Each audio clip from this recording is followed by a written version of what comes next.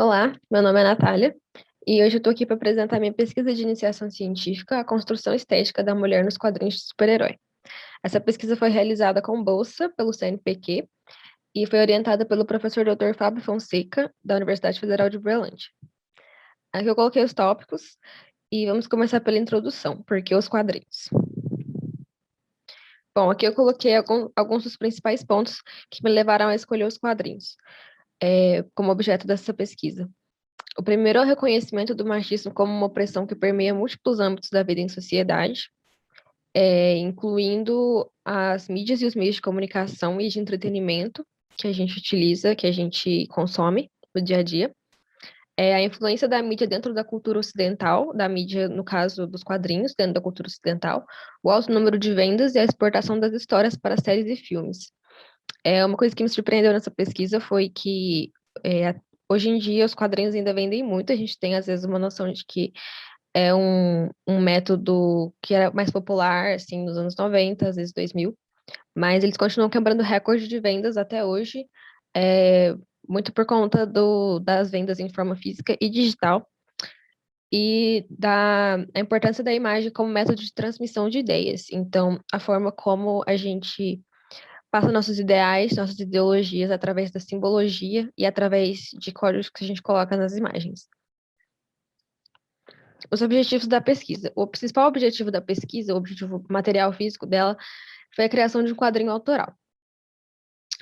Eu justifico isso através da importância de obras de mulheres para mulheres, que é o que eu pego da obra da Naomi Wolf, que é muito da beleza, em que ela diz que nós precisamos para melhorar, para criar novas formas de enxergar nossos corpos e o corpos de outras pessoas na sociedade, a gente precisa de uma nova forma de ver, que desafie a forma patriarcal de enxergar, principalmente os corpos femininos, denominados femininos.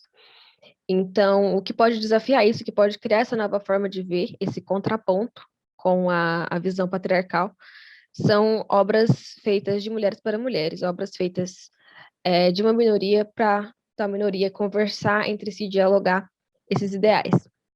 E também pensar sobre a elitização dos espaços de arte e a codificação dos símbolos, que é um conceito do Canclini. Porque uma arte útil e responsável, mesmo mobilizadora, não pode também divertir. Se não queremos deixar apenas nas mãos dos meios de comunicação de massa a necessidade de entretenimento, devemos fazer com que a arte constitua um instrumento para reconstruir criativamente as experiências sensíveis e imaginativas do povo. Então, o Canclini põe que é muito importante que se a gente realmente preza por uma democratização da arte, que é, a gente tenha exemplos de arte que sejam acessíveis. Não acessíveis apenas materialmente, apenas fisicamente, mas acessíveis no sentido de que você consiga entender, porque a arte que a gente coloca nos museus, nas galerias, é aquela arte que exige que você tenha um estudo prévio para compreender, para interpretar, ela também está se afastando do público, daquele público que não tem o tempo ocioso suficiente para decodificar, para estudar esse tópico, para entender arte, entre aspas. Então, ele coloca que é muito importante que a gente ocupe também o espaço do entretenimento, que a gente tenha obras de arte divertidas, que a gente tenha obras de arte que dialoguem com a população. Essa próxima parte da pesquisa foi a parte da metodologia de análise de imagens, em que eu vou pesquisar sobre como materialmente, como fisicamente essas opressões, essas ideologias machistas de sexualização, de objetificação, elas acontecem através das imagens. Então, como que isso está sendo reproduzido? Opa! Eu peguei aqui algumas imagens que ilustram o que eu percebi, que é o uso muito de roupas apertadas e reveladoras, poses e expressões sugestivas pensadas para o espectador masculino, cisgênero e heterossexual.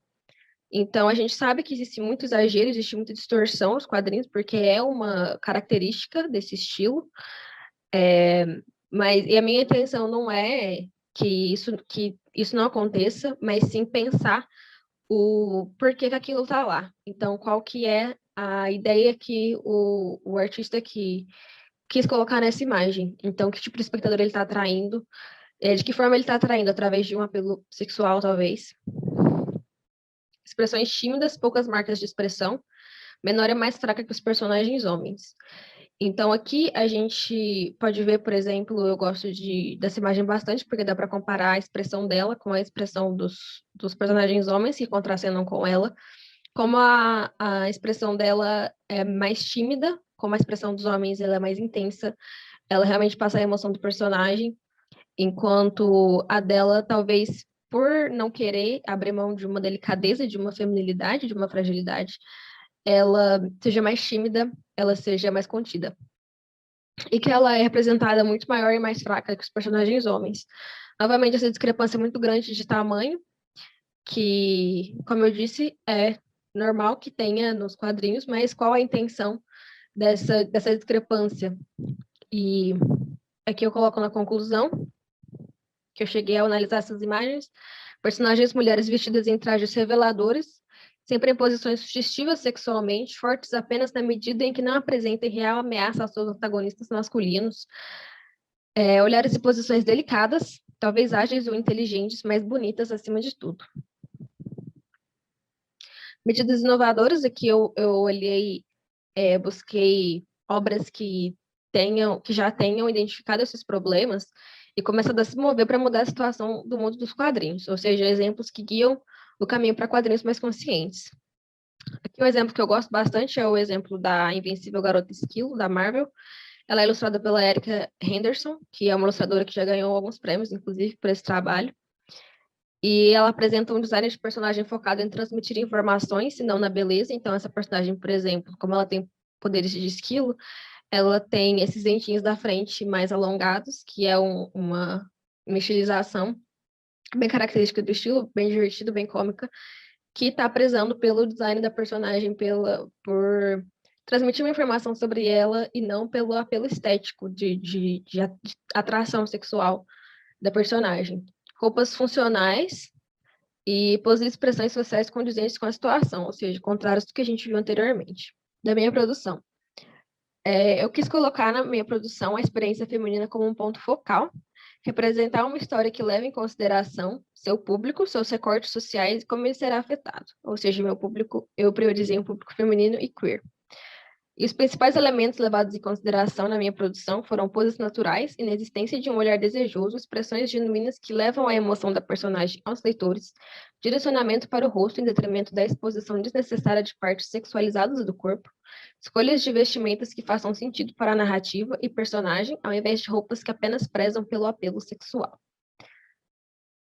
Então, eu trouxe aqui alguns exemplos de como eu materializei isso na minha produção.